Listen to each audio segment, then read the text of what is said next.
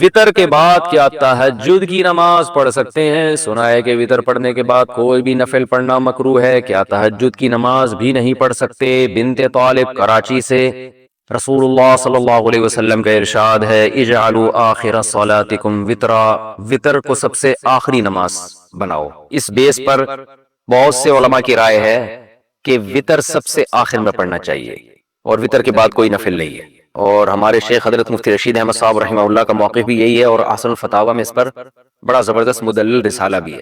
لیکن ناجائز کوئی بھی نہیں کہتا، یعنی افضل ہے کہ وطر سب سے آخر میں پڑھے جائیں، لیکن وطر اگر کسی نے پہلے پڑھ لی ہے تو اس کے بعد بھی نفل پڑھنا بھی جائز ہے اور نماز پڑھنا بھی جائز ہے، کچھ بھی پڑھ سکتے ہیں، ناجائز نہیں ہے، افضل ہے، افضل کہ سب سے آخر میں۔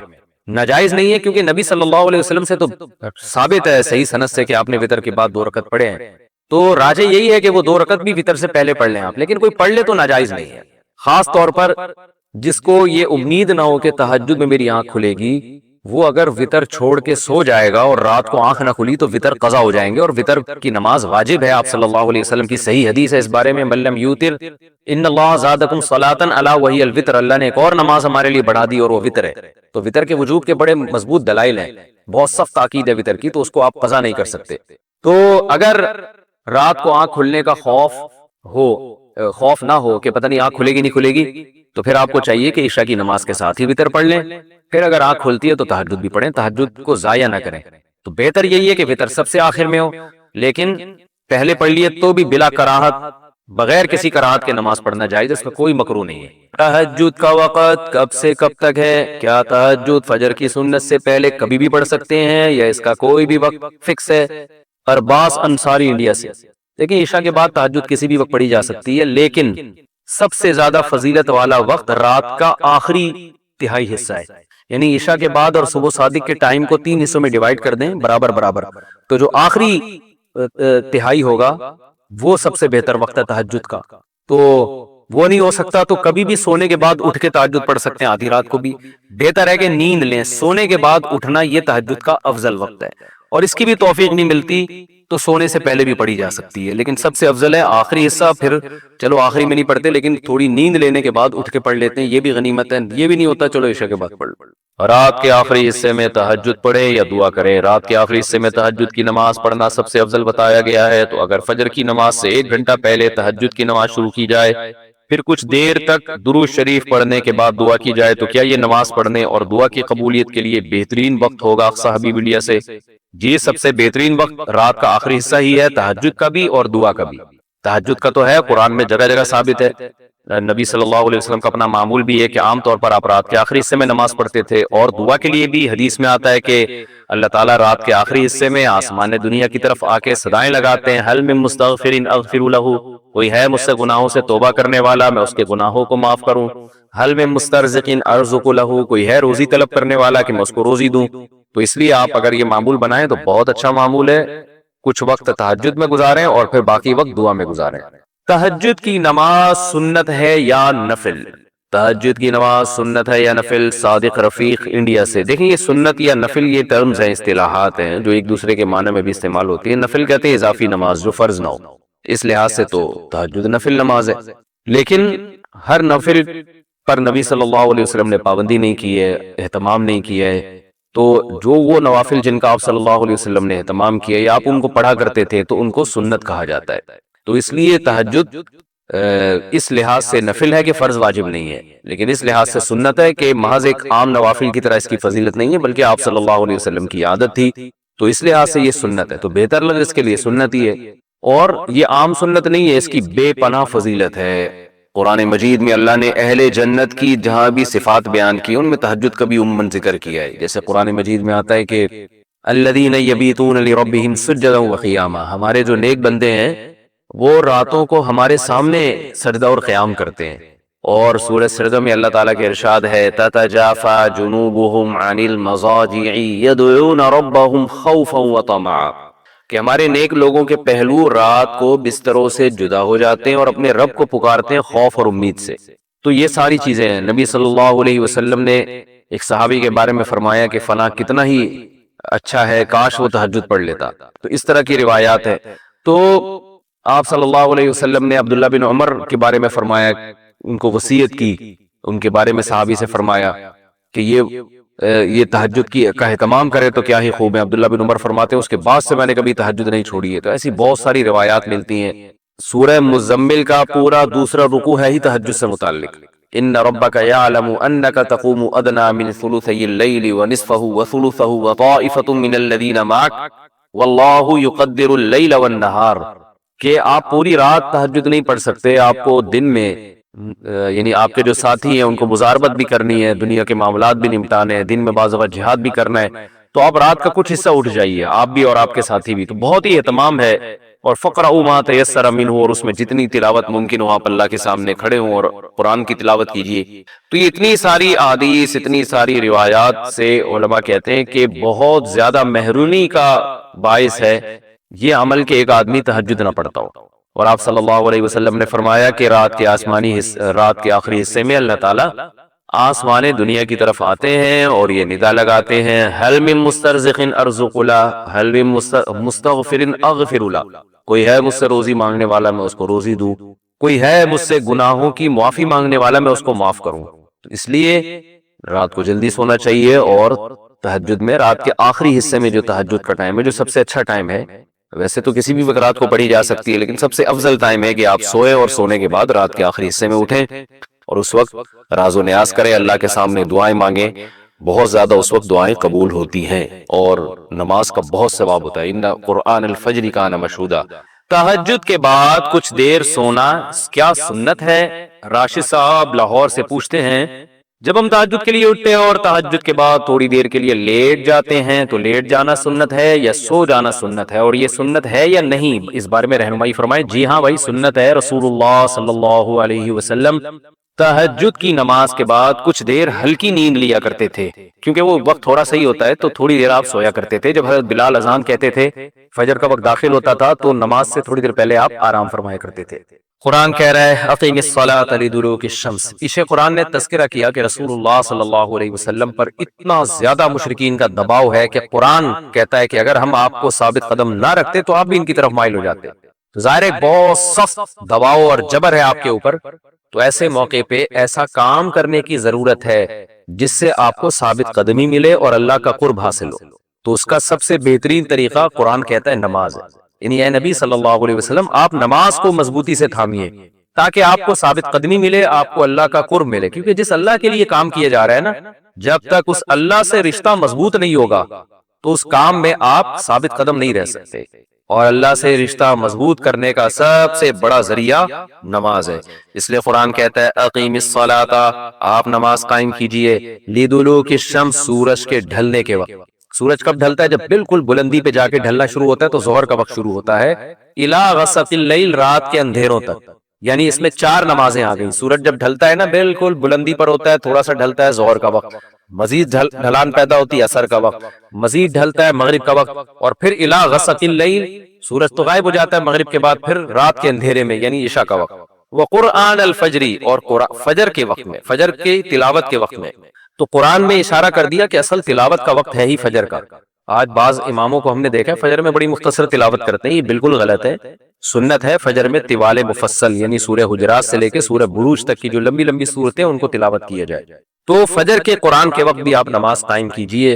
ان قرآن الفجر، بے شک فجر کا جو قرآن ہے، فجر میں جو تلاوت ہے، کان مشہودا، اس میں حاضر ہوتے ہیں۔ کون حاضر ہوتے ہیں؟ حدیث سے پتہ چلتا ہے فرشتے۔ فجر کا وقت اتنا مبارک وقت ہے جب اس میں امام صاحب قرات کرتے ہیں اور لوگ ہاتھ باندھ کے پیچھے امام کی قرات سنتے ہیں، ایک خاص سکینت نازل ہوتی ہے اللہ کی طرف سے، اور فرشتے بھی اس تلاوت میں نازل ہوتے ہیں۔ صحیح حدیث سے یہ بات ثابت ہے کہ فرشتے جو تبدیل ہوتے ہیں نا، ان کے آنے جانے کا وقت اور فجر اور عصر میں ہے۔ وہ جو فجر میں فرشتے آتے ہیں انسان کی حفاظت کے لیے، لہو معقبات من بین یدیہ ومن خلفہ یحفظونہ من امر اللہ، بہت ساری مخلوق اس کائنات میں ایسی ہے جہاں تک سائنس نہیں پہنچی، اور ہو سکتا ہے قیامت تک پہنچ ہی نہ سکے، وہ انسان کی عقل سے بالاتر ہے وہ مخلوق، اور یہ بھی ممکن ہے پہنچ جائے سائنس ترقی کر کے۔ وہ مخلوق انسان کو نقصان پہنچانے کی کوشش کرتی ہے، تو اس مخلوق سے بچانے کے لیے، جن میں جنات ہیں سر فہرست، ان سے بچانے کے لیے اللہ نے فرشتوں کا انتظام کیا ہے۔ تو حدیث میں آتا ہے صبح و شام، قرآن سے بھی یہ بات ثابت ہے، صبح و شام فرشتوں کی باریاں چینج ہوتی ہیں اور وہ ہماری حفاظت کے لیے اللہ کی طرف سے متعین ہوتے ہیں۔ تو ان کی جو حاضری ہے ان فرشتوں کی، وہ فجر کے وقت میں ہوتی ہے۔ اور یہ بھی حدیث سے ثابت ہے کہ بہت سے فرشتے صرف تلاوت سننے کے لیے زمین پہ اترتے ہیں۔ تہجد کے بارے میں حدیث میں آتا ہے کہ جب کوئی شخص تہجد میں قرآن کی تلاوت کرتا ہے تو فرشتے آنا شروع ہوتے ہیں اور اس کے جو ہے نا لبوں پہ اپنے منہ کو رکھ لیتے ہیں اس کی تلاوت کو چکھنے کے لیے۔ اتنا فرشتوں کو لطف محسوس ہوتا ہے تہجد کی تلاوت میں، اور پھر وہ تانتا بناتے بناتے جو ہے نا ایک دوسرے پہ سوار ہوتے ہوتے آسمان کی بلندیوں تک پہنچ جاتے ہیں۔ تو فجر کی نماز میں بھی یہ فضیلت ہے۔ تو آگے اللہ فرماتے ہیں کہ اللہ نے فجر کی نماز کی فضیلت کو بیان کیا۔ آگے اللہ فرماتے ہیں وَمِنَ اللَّيْلِ، یہ تو 5 نمازیں ہو گئیں، یہ تو ساری امت پہ فرض ہیں، لیکن رات کے کچھ حصے میں فَتَہَجَّدْ بِهِ، بھی کا مطلب اس حصے میں آپ نے تہجد پڑھنی ہے، نافلۃ لک، اے محمد صلی اللہ علیہ وسلم یہ آپ کے لیے اضافہ ہے۔ کیا مطلب؟ یا تو نبی صلی اللہ علیہ وسلم پہ 6 نمازیں فرض تھیں، یعنی 5 فرض کے علاوہ تہجد بھی فرض تھی، تو اس لیے قرآن نے کہہ دیا کہ امت پہ تو 5 فرض ہیں نافلۃ لک، لیکن یہ تہجد آپ کے لیے اضافی ہے، یعنی آپ پر 6 نمازیں فرض ہیں۔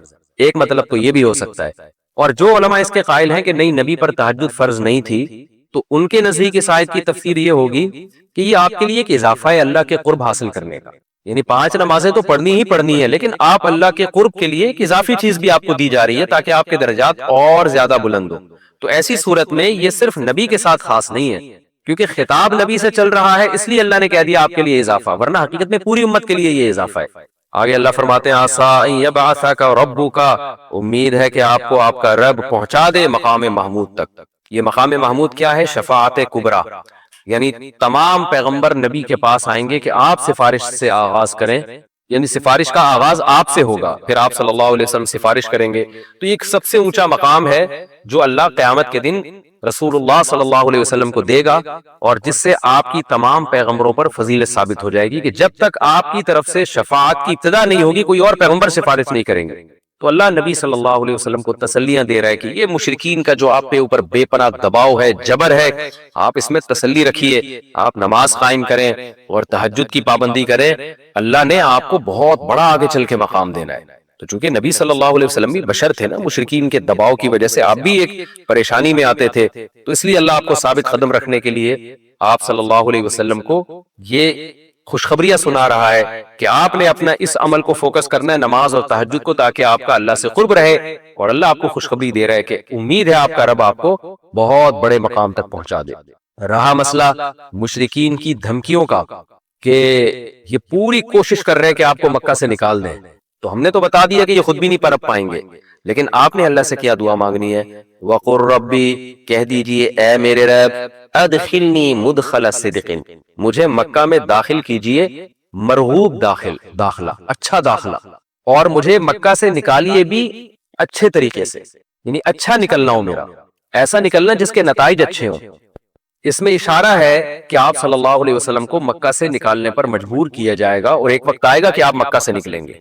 تو اللہ اپنے حبیب صلی اللہ علیہ وسلم کو پہلے سے دعا سکھا رہے ہیں کہ آپ اللہ سے دعا مانگے، اللہ جب میں نکلوں تو میرا داخلہ بھی اچھے طریقے سے ہو اور میرا نکلنا بھی اچھے طریقے سے ہو، یعنی پسندیدہ نکلنا ہو۔ سوال پیدا ہوتا ہے نکلنے کا عمل تو پہلے ہے اور مکہ میں داخلے کا عمل بعد میں، تو نکلنے کا تذکرہ پہلے ہونا چاہیے کہ اللہ مکہ سے مجھے اچھی طریقے سے نکال، اور مکہ میں مجھے داخل بھی اچھے طریقے سے کرنا، تو داخلے کا تذکرہ پہلے کیوں؟ تو اس میں بلاغت کا ایک نقطہ ہے کہ پیغمبر کا بنیادی مقصد وہ ہدف ہے جو پیغمبر دنیا میں لے کے آئے ہیں، تو اس کی آغاز تو مکہ سے کرنا ہے جس میں آپ کو بھیجا گیا، جو ابراہیم علیہ السلام کا شہر ہے، جہاں بیت اللہ ہے، اسلام کا مرکز تو اس جگہ سے بننا ہے۔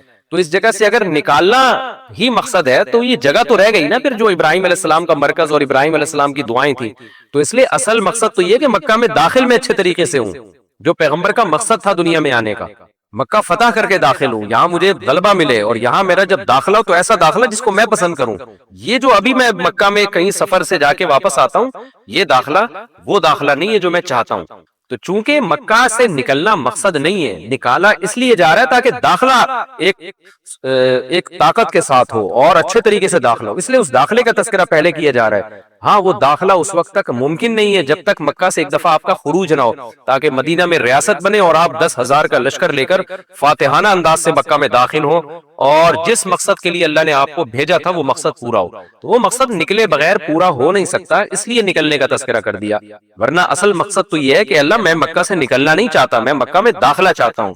داخلہ ایسا ہونا چاہیے مدخل صدق، سچا مرغوب داخلہ ہونا چاہیے۔ چنانچہ اللہ نے آپ کی دعا قبول کی، اور جب نبی مکہ میں داخل ہوئے نکلنے کے بعد تو کیسا بہترین آپ نے کا داخلہ ہوا کہ 10,000 کا لشکر لے کر آپ گئے، اور مشرکین مکہ آپ سے معافی کی بھیک مانگ رہے تھے۔ تو یہ مکی آیتیں اس وقت تو ظلم کے پہاڑ توڑے جا رہے تھے، لیکن پیغمبر سے اس طرح کی دعائیں کروائی جا رہی تھی، وَأَخْرِجْنِي مُخْرَجَ صِدْقٍ، اور اللہ مرغوب نکلنا ہو، یعنی جب میں نکلوں تو بھی میرا اچھا ٹھکانہ ہو۔ چنانچہ آپ کا نکلنا بھی بڑا اچھا ہوا کہ پورا مدینہ آپ کے استقبال میں کھڑا ہوا تھا، اور طلع البدر علینا من ثنیۃ الوداع، یہ جو ترانے ہیں یہ مدینہ کی بچیاں آپ کے استقبال میں پڑھ رہی تھی۔ تو آپ کا نکلنا بھی اچھا ہوا، یعنی مدینہ میں داخلہ جو مکہ سے نکل کے، اور پھر جو مکہ میں آنا وہ تو اس سے بھی زیادہ عزت اور شان کے ساتھ ہوا۔ وَاجْعَلْ لِي مِن لَّدُنْكَ سُلْطَانًا نَصِيرًا، اور اللہ تو بنا دے میرے لیے اپنے پاس سے زبردست طاقت جس میں میری مدد ہو، غلبہ دے دے مجھے مشرکین پر۔ یہ بھی مستقبل کی دعا ہے جو ان حالات میں نبی سے منگوائی جا رہی ہے، اور اللہ نے آپ کی ساری دعاؤں کو قبول کیا۔ سلطان نصیر بھی دے دیا آپ کو، غلبہ بھی دے دیا مکہ پہ، ایسا غلبہ جس میں اللہ کی مدد تھی، اور وہ کمزور غلبہ نہیں تھا، طاقتور غلبے کو سلطان کہا جاتا ہے۔ اور مدینہ میں جانا بھی آپ کا پسندیدہ ہوا، اور مکہ میں آنا بھی آپ کا پسندیدہ ہوا۔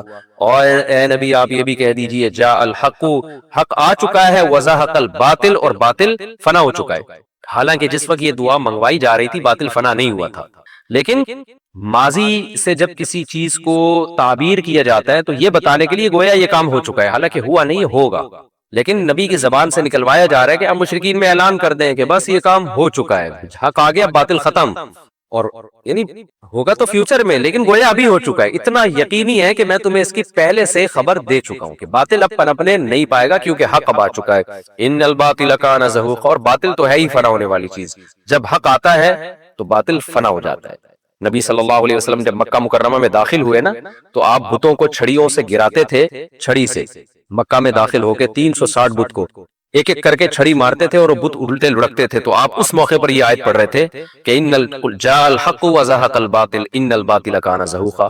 کیا کیفیات بنتی ہوں گی صحابہ کی اور پیغمبر کی اس وقت کہ جو خوشخبری ان کو 13 سال پہلے دی گئی تھی، کئی سال پہلے دی گئی تھی، اور یقینی دی گئی تھی کہ یہ ہو چکا، تو اللہ نے اپنی آنکھوں سے دکھا دیا کہ کیسے بتوں کو بیت اللہ سے نکالا جا رہا ہے، اور اللہ کے گھر کو کیسے شرک سے پاک کیا جا رہا ہے۔ وَنُنَزِّلُ مِنَ الْقُرْآنِ مَا هُوَ شِفَاءٌ وَرَحْمَةٌ لِّلْمُؤْمِنِينَ، اور قرآن کہہ رہے ہیں ہم قرآن نازل کرتے ہیں جس میں مومنین کے لیے شفا ہے، یعنی اے نبی آپ کی تسلی کے لیے اور بھی ہم بتائیں آپ کو کہ ہم یہ جو آیتیں نازل کر رہے ہیں نا اس میں مومنین کو بھی شفا مل رہی ہے، ان کی اصلاح ہو رہی ہے شرک سے اور برے عقیدوں سے، اور مسلمانوں کے لیے یہ رحمت ہے، ان کو تسلیاں بھی مل رہی ہیں۔ وَلَا يَزِيدُ الظَّالِمِينَ إِلَّا خَسَارًا، اور ظالمین کے خسارے میں اضافہ ہو رہا ہے، کیونکہ ظالمین اس پر عمل نہیں کر رہے، حجت تمام ہو رہی ہے۔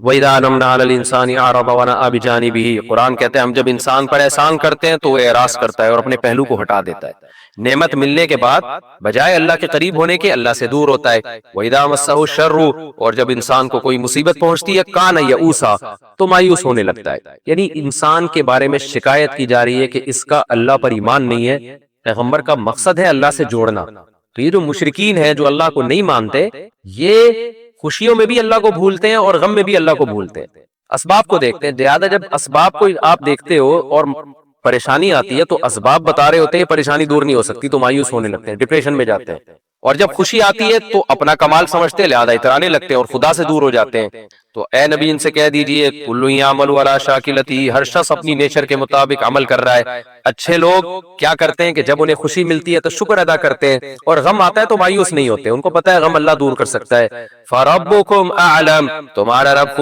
خوب جانتا ہے بمن هو اہدی سبیلا، کون ان دونوں فریقوں میں سیدھے راستے پر چل رہا ہے، جو غموں میں مایوس ہو اور خوشیوں میں اترانے لگے خدا سے دور ہو جائے، وہ گمراہی والے راستے پر ہے، اور جو خوشیوں میں اللہ کے قریب آئے شکر ادا کرے اور غموں میں بھی اللہ کے قریب آئے کہ غم کو اللہ ہی دور کر سکتا ہے، مایوس نہ ہو، یہ سیدھے راستے پر ہے۔ اللہ خوب جانتا ہے کون سیدھے راستے پر ہے، یعنی اس میں اللہ نے اشارہ دے دیا کہ یہ لوگ سیدھے راستے پر ہے، تو ہمیں ایسا بننا چاہیے۔